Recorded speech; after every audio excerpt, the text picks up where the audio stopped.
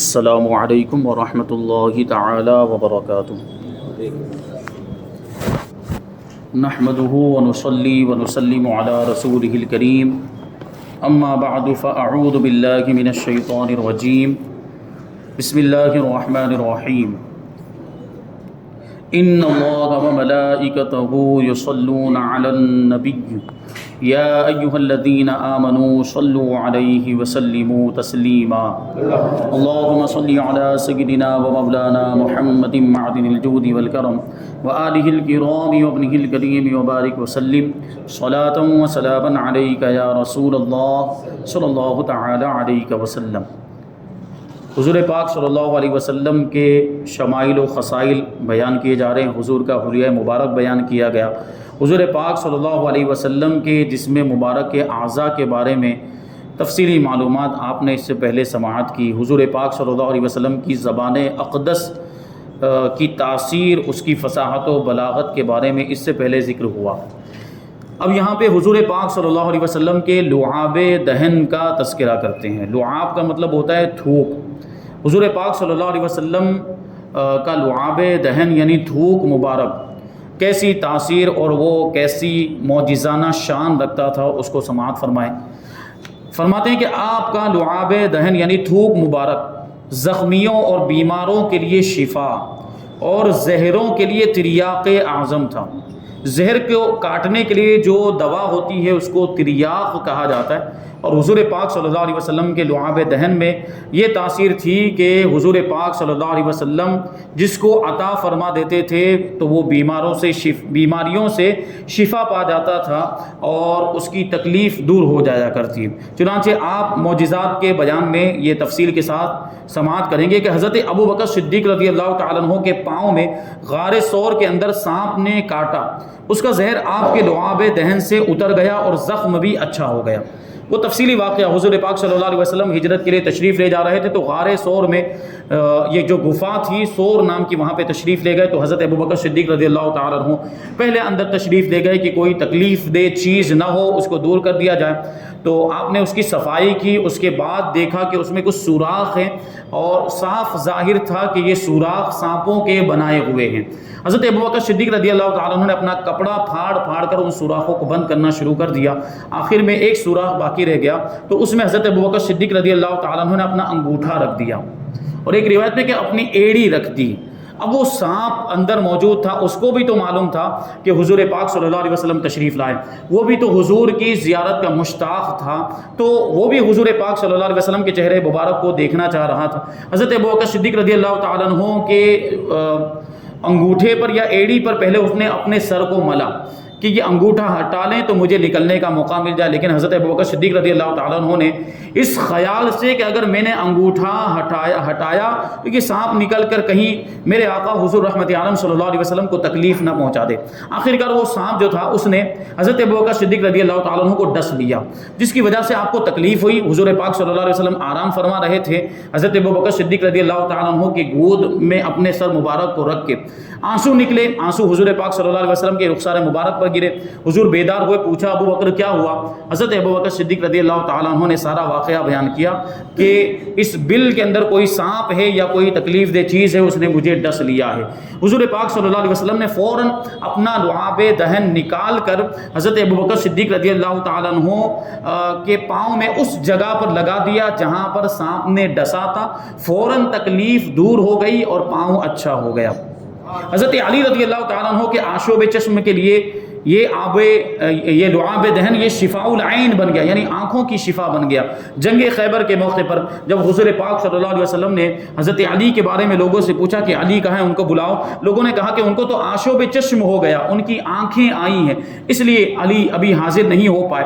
حضور پاک صلی اللہ علیہ وسلم نے کہا کہ علی کو بلایا جائے، چنانچہ لوگ حضرت علی رضی اللہ تعالیٰ عنہ کو بلا کر لائے۔ حضور پاک صلی اللہ علیہ وسلم نے پوچھا کیا ہوا؟ حضرت علی نے اپنی آنکھوں کی تکلیف کے بارے میں حضور پاک صلی اللہ علیہ وسلم کی بارگاہ میں عرض کیا۔ حضور پاک صلی اللہ علیہ وسلم نے اپنا لعاب دہن نکال کر حضرت علی کی آنکھوں میں لگا دیا، اس طرح آنکھیں اچھی ہو گئی، شفا ہو گئی، گویا کہ پہلے کوئی تکلیف ہو ہی نہیں تھی۔ حضرت رفاعہ بن رافع رضی اللہ تعالیٰ عنہ کی آنکھ میں جنگ بدر کے دن تیر لگا اور آنکھ پھوٹ گئی۔ مگر آپ کے لعاب دہن سے ایسی شفا حاصل ہوئی کہ درد بھی جاتا رہا اور آنکھ کی روشنی بھی برقرار رہی۔ حضرت ابو قتادہ رضی اللہ تعالیٰ عنہ کے چہرے پر تیر لگا، آپ نے اس پر بھی اپنا لعاب دہن لگا دیا، فوراً ہی خون بند ہو گیا اور پھر زندگی بھر ان کو کبھی تیر اور تلوار کا کوئی زخم نہیں لگا۔ شفا کے علاوہ اور بھی لعاب دہن سے بڑی بڑی معجزانہ برکات کا ظہور ہوا ہے۔ چنانچہ حضرت انس رضی اللہ تعالیٰ عنہ کے گھر میں ایک کنواں تھا، آپ نے اس میں اپنا لعاب دہن ڈال دیا تو اس کا پانی اتنا شیریں اور میٹھا ہو گیا کہ مدینہ منورہ میں اس سے بڑھ کر کوئی شیریں اور میٹھا کنواں نہیں تھا۔ یہ حضور کے لعاب دہن کی برکت کہ جو کھاری کنویں ہوتے تھے، جن کنوؤں کا پانی کھارا ہوا کرتا، حضور پاک صلی اللہ علیہ وسلم اس میں اپنا لعاب دہن ڈال دیتے تو اس کا پانی میٹھا ہو جایا کرتا تھا۔ اور ظاہر سی بات ہے پھر اس کی مٹھاس کی تو بات ہی الگ ہوگی، دوسرا کوئی پانی اس کا مقابلہ ہی نہیں کر سکتا۔ امام بیہقی نے یہ حدیث روایت کی کہ رسول اللہ صلی اللہ علیہ وسلم عاشوراء کے دن یعنی 10 محرم الحرام کے دن دودھ پیتے بچوں کو بلاتے تھے اور ان کے منہ میں اپنا لعاب دہن ڈال دیتے تھے اور ان کی ماؤں کو حکم دیتے تھے کہ وہ رات تک اپنے بچوں کو دودھ نہ پلائیں۔ اب یہ حضور پاک صلی اللہ علیہ وسلم کے لعاب دہن کی برکت کیسی ظاہر ہوتی؟ فرماتے کہ آپ کا یہی لعاب دہن ان بچوں کو اس قدر شکم سیر اور سیراب کر دیتا تھا کہ ان بچوں کو دن بھر نہ بھوک لگتی تھی نہ پیاس لگتی تھی۔ یہ لعاب دہن کی برکت۔ اب آواز مبارک کی بات کرتے ہیں، حضور پاک صلی اللہ علیہ وسلم کی آواز کیسی تھی؟ فرماتے ہیں حضرات انبیاء کرام کے خصائص میں سے ہے، انبیاء کرام کی خصوصیات میں سے ہے کہ وہ خوبصورت بھی ہوتے تھے اور خوش آواز بھی ہوتے ہیں۔ انبیاء کرام خوبصورت بھی اور ان کی آواز بھی بہت اچھی ہوتی ہے، بلکہ ساری چیزیں انبیاء کرام چونکہ اللہ کے نیک بندے ہوتے ہیں، اللہ تبارک و تعالیٰ ان کو چن لیتا ہے اپنے دین کی تبلیغ کے لیے اور اپنے احکام کو لوگوں تک پہنچانے کے لیے، تو اس وجہ سے انبیاء کرام کو ہر اعتبار سے کامل اور مکمل بنا کر دنیا میں بھیجتا ہے، کسی طرح کی کوئی کمی نہیں ہوتی۔ اور حضور پاک صلی اللہ علیہ وسلم کی تو شان ہی الگ ہے، انسان کامل اگر کسی کو کہا جائے تو وہ ہمارے آقا کی ذات ہے۔ تو آپ کی آواز بھی بہت پیاری آواز تھی، بہت اچھی آواز تھی۔ فرماتے حضور پاک صلی اللہ علیہ وسلم تمام انبیاء کرام علیہ الصلوۃ والسلام سے زیادہ خوبصورت اور سب سے بڑھ کر خوش گلو، خوش آواز یعنی اچھی آواز والے تھے، اور خوش کلام تھے یعنی سب سے اچھا کلام فرمانے والے تھے۔ خوش آوازی کے ساتھ ساتھ آپ اس قدر بلند آواز بھی تھے کہ خطبوں میں دور اور نزدیک والے سب یکساں اپنی اپنی جگہ پر آپ کا مقدس کلام سن لیا کرتے تھے، یعنی نزدیک والے تو آپ کی آواز سنتے تھے، دور والے بھی آپ کی آواز کو سن لیا کرتے تھے اپنی جگہ پر بیٹھے ہوئے۔ اب سوچیں آپ غوث پاک رضی اللہ تعالیٰ عنہ کی کرامت آپ نے سنی ہوگی، آپ کی مجلس میں ہزاروں کا مجمع ہوتا تھا اور حضرت غوث پاک رضی اللہ تعالیٰ عنہ کی آواز جیسے پہلی صف میں بیٹھنے والا سن لیا کرتا تھا، آخری صف میں بھی بیٹھنے والا غوث پاک کی آواز کو اسی طرح سنا کرتا تھا۔ اب جب غوث پاک کی آواز کی یہ کرامت ہے تو ان کے نانا جان حضور پاک صلی اللہ علیہ وسلم کی آواز کا کیا عالم ہوگا؟ یقیناً ظاہر سی بات ہے حضور پاک صلی اللہ علیہ وسلم کی آواز کو اللہ تبارک و تعالیٰ نے یہ معجزانہ شان عطا فرمائی تھی۔ اب حضور پاک صلی اللہ علیہ وسلم کی گردن مبارک پر نور گردن کا تذکرہ کرتے ہیں۔ حضرت ہند بن ابی حالہ رضی اللہ تعالیٰ عنہ نے بیان فرمایا کہ رسول اللہ صلی اللہ علیہ وسلم کی گردن مبارک نہایت ہی معتدل یعنی درمیانی انداز والی، بہت زیادہ لمبی بھی نہیں اور بہت زیادہ چھوٹی بھی نہیں تھی۔ حضور پاک صلی اللہ علیہ وسلم کی گردن مبارک سراحی دار اور سڈول تھی، خوبصورتی اور صفائی میں نہایت ہی بے مثل خوبصورت اور چاندی کی طرح صاف اور شفاف تھی حضور کی گردن مبارک۔ اب حضور پاک صلی اللہ علیہ وسلم کے دست مبارک کا تذکرہ کرتے ہیں، دست رحمت ہاتھ مبارک کا تذکرہ فرماتے ہیں آپ کی مقدس ہتھیلیاں چوڑی پر گوشت یعنی گوشت سے بھری ہوئی تھی اور کلائیاں لمبی تھی، بازو دراز تھے اور گوشت سے بھرے ہوئے تھے۔ حضرت انس رضی اللہ تعالیٰ عنہ کہتے ہیں کہ میں نے کسی ریشم اور دیبا کو آپ کی ہتھیلیوں سے زیادہ نرم و نازک نہیں پایا۔ ریشم کی نرم اور نازک ہونے میں ریشم کی مثال دی جاتی ہے، ریشم بڑا نرم ہوتا ہے، بڑا ہی نازک ہوتا ہے۔ حضرت انس کہتے ہیں کہ کوئی بھی ریشم اور کوئی بھی دیبا بھی جو ہے ریشم ہی کی ایک قسم ہے، حضور پاک صلی اللہ علیہ وسلم کی ہتھیلیوں سے زیادہ نازک اور نرم نہیں تھا۔ اتنی نازک اور اتنی نرم حضور پاک صلی اللہ علیہ وسلم کی ہتھیلیاں تھیں، اور فرماتے اور نہ کسی خوشبو کو آپ کی خوشبو سے بہتر اور بڑھ کر خوشبودار پایا۔ حضور پاک صلی اللہ علیہ وسلم کی ایسی خوشبو، جس شخص سے آپ مصافحہ فرماتے، ہاتھ ملاتے، وہ دن بھر اپنے ہاتھوں کو خوشبودار پاتا تھا۔ یعنی جو ایک مرتبہ حضور پاک صلی اللہ علیہ وسلم سے مصافحہ کر لیتا تو دن بھر اس کے ہاتھوں سے خوشبو آتی ہے۔ اب سوچیں آپ کہ مصافحہ کرنے والے کے ہاتھ سے خوشبو آ رہی ہے تو خود حضور کے ہاتھ مبارک سے کیسی خوشبو آتی ہوگی؟ یہ شان ہے ہمارے آقا کی۔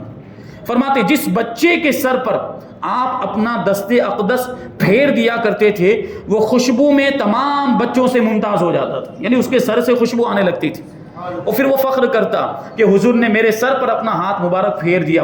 حضور کے ہاتھوں کی برکت تو دیکھیں کہ حضور پاک صلی اللہ علیہ وسلم اگر کسی ایسے شخص کے سر پہ ہاتھ پھیر دیں کہ سر کی کوئی بیماری ہے یا بال نہیں اگتے، تو اس کے سر کی بیماریاں دور ہو جاتی تھی اور بال اگنے لگ جاتے تھے۔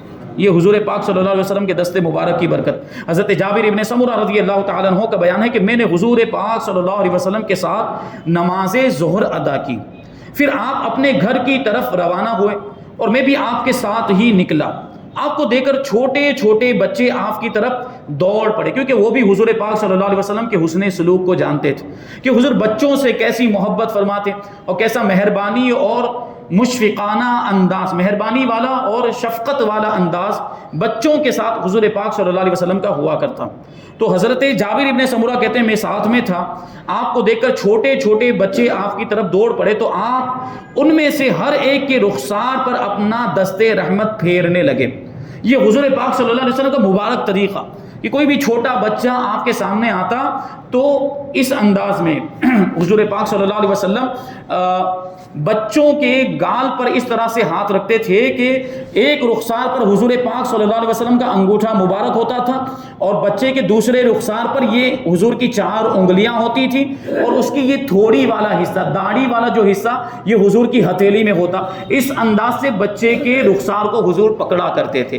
اگر ہم حضور پاک صلی اللہ علیہ وسلم کی ایسی پیاری چھوٹی چھوٹی سنتوں پر بھی عمل کریں تو ہم دیکھیں کہ کیسی تبدیلی ہماری زندگی میں آتی ہے۔ بچوں سے محبت کریں، بچوں سے پیار کریں اور بڑوں کا ادب کریں، بڑوں کی تعظیم کریں، یہی تو حضور پاک صلی اللہ علیہ وسلم نے ہم کو سکھایا۔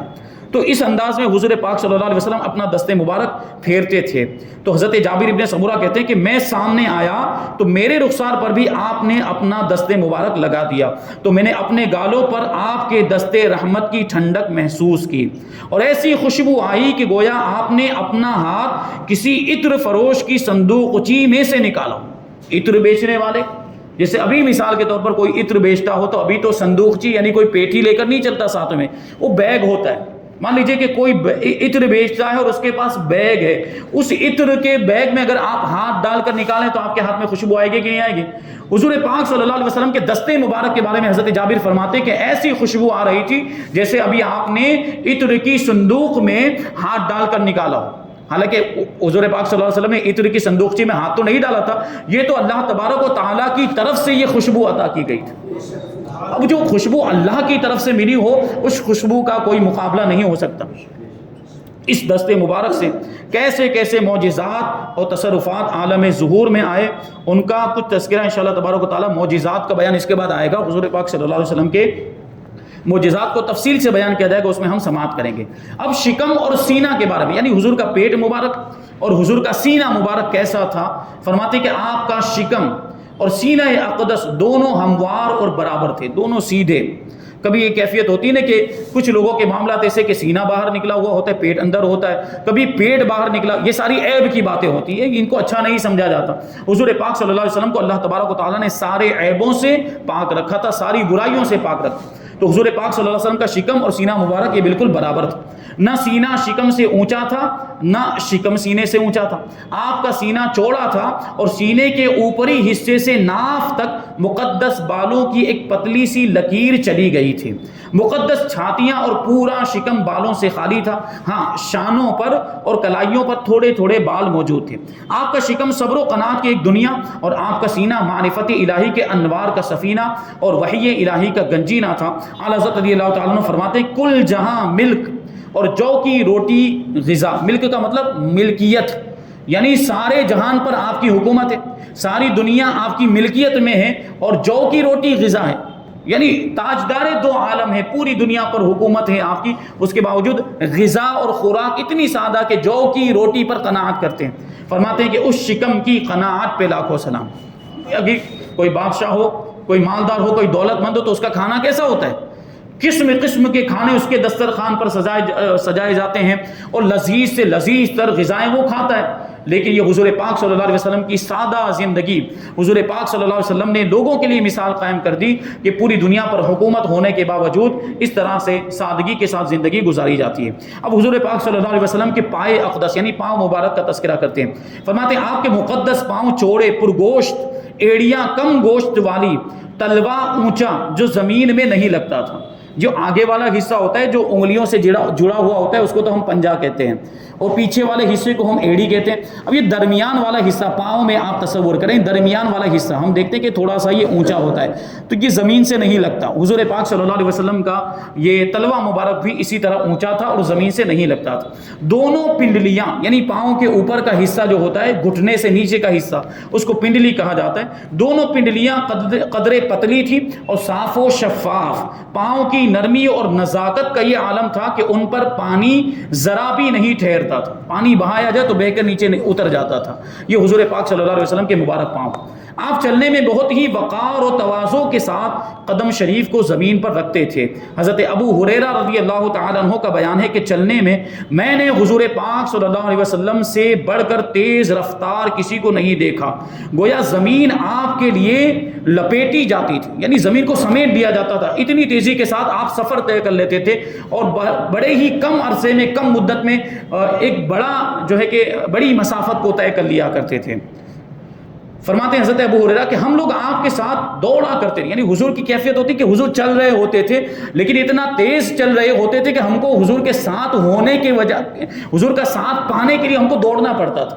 ہم دوڑا کرتے تھے اور تیز چلنے سے مشقت میں پڑ جاتے تھے، مگر آپ نہایت ہی وقار و سکون کے ساتھ چلتے رہتے تھے۔ یعنی حضور کی چال ایسی تھی کہ محسوس نہیں ہوتا کہ حضور دوڑ رہے تھے، حضور چلتے ہی تھے، لیکن حضور کی چال میں اللہ تبارک و تعالیٰ نے یہ برکت عطا فرمائی کہ ایسا لگتا تھا کہ زمین سمیٹ دی گئی ہو۔ فرماتے مگر پھر بھی ہم سب لوگوں سے آگے آگے ہی رہتے تھے۔ یہ حضور پاک صلی اللہ علیہ وسلم کی شان۔ اب لباس کا تذکرہ کرتے ہیں۔ حضور پاک صلی اللہ علیہ وسلم زیادہ تر سوتی لباس پہنتے تھے۔ سوتی یعنی جس کو ہم کاٹن کا لباس کہتے ہیں، تو کاٹن کا لباس پہنتے تھے۔ اون اور کتان کا لباس بھی کبھی کبھی آپ نے استعمال فرمایا۔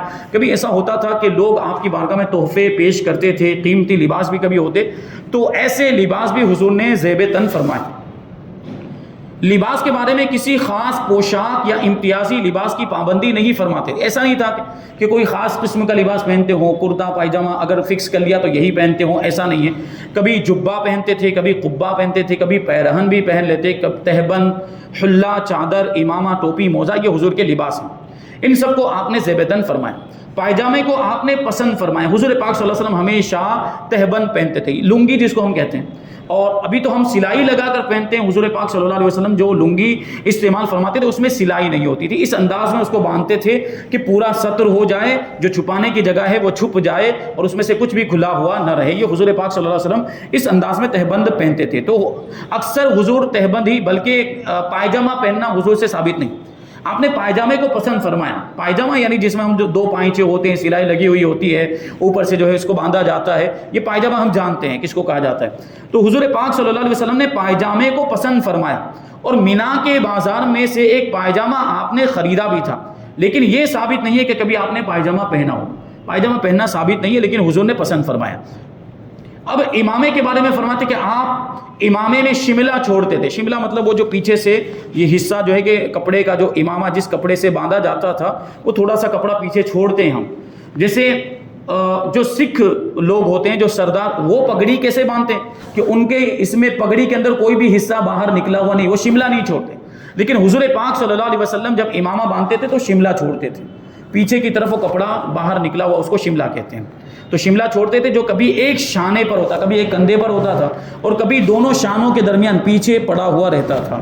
آپ کا امامہ سفید، سبز یعنی ہرے رنگ کا، زعفرانی رنگ کا اور سیاہ رنگ کا، یہ رنگ جو ہے حضور پاک صلی اللہ علیہ وسلم نے امامے میں پسند فرمائے اور ان رنگوں کے امامے حضور پاک صلی اللہ علیہ وسلم نے پہنے۔